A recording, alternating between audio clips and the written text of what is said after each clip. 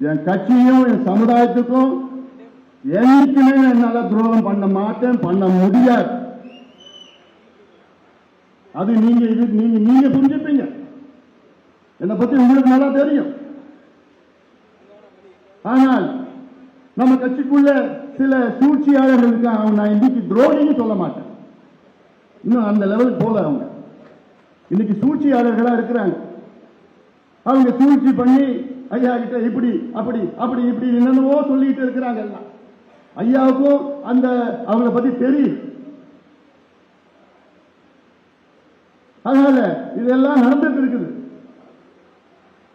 அதனால ஏன்னா நானு இது வரைக்கும் நான் எதுவும் பேசல. வெளியே நேற்று கூட உங்களை பார்த்தீங்க. இப்ப ஐயா என்ன மேல கோவம்னா மன்னிச்சுங்க, அப்பா கிட்ட மன்னிப்பு கேட்கறது தப்பு கிடையாது.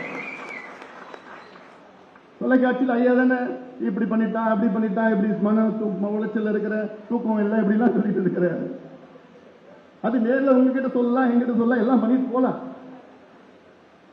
அதுக்காக நான் தான் சொல்லிட்டேன். இதுல என்ன இருக்குது, நான் எந்த தப்பும் பண்ணல, ஆனாலும் நான் மன்னிப்பு கேட்டிருக்கிறேன்.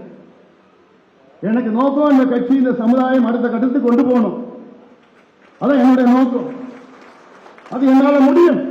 அந்த நம்பிக்கை எனக்கு இருக்கிறது, தன்னம்பிக்கை இருக்கிறது, தைரியம் இருக்கிறது, துணிச்சல் எனக்கு இருக்கிறது. எல்லாத்துக்கும் மேல் என் பின்னால் கோடிக்கணக்கான என் தம்பிகளும் என் தங்கைகளும் இருக்கின்றார்கள். என்னை நம்பி இருக்கின்றார்கள். அவர் நம்பிக்கைக்கு என்னைக்குமே நான் கூட போக மாட்டேன். அது எனக்கு தெரியும். எவ்வளோ பார்த்துட்டேன் நான். இந்தியாவே அமைச்சரா 5 ஆண்டு காலம் பார்த்த தமிழ்நாடு என்ன,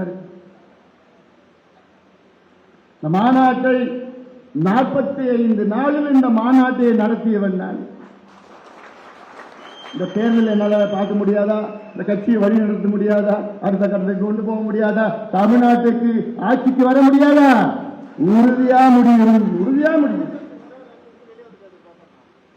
நம்பிக்கை, தைரியம், துணிச்சல், செயல் திட்டம், திட்டங்கள் எல்லாம் நம்மிடம் இருக்கிறது.